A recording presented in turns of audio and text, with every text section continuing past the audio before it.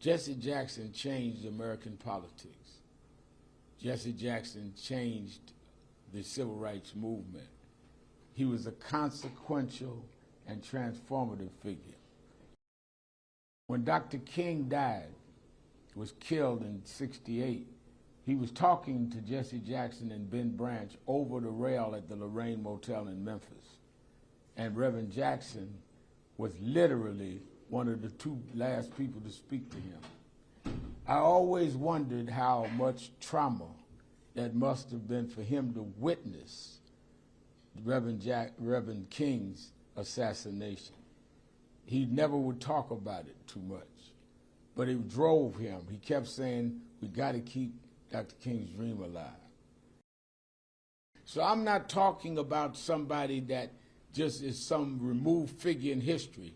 He literally changed American politics, New York politics, and kept the civil rights movement going, and then raised some of us that have been in the forefront in the first part of the 21st century to do what we do. And he's been there with us. When we did George Floyd, he was right there in the church with us when I did the eulogy. He was there with us with Trayvon Martin. He never stopped.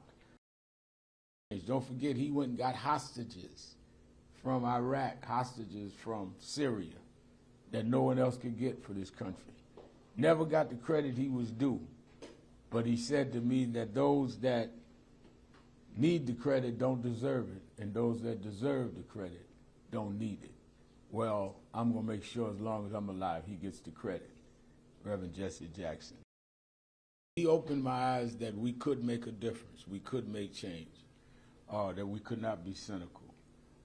So by him running, as never had been an elected official, with most black elected officials at that time not with him in '84, when he ran and did that, I believed that we could make a difference, we could change laws, and which is why I went from just being bitter to trying to be better. I once said to him, you already in history, you've gotten all the honors, why do you keep going? He said, I never learned how to retire. He said, you got to remember how Dr. King was killed at 39 years old. Medgar Evers was killed at 39 years old.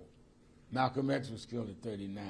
We were never raised to be 40 years old. He said, I woke up one day at 55, there's no retirement plan for us. And he kept going until this morning. COO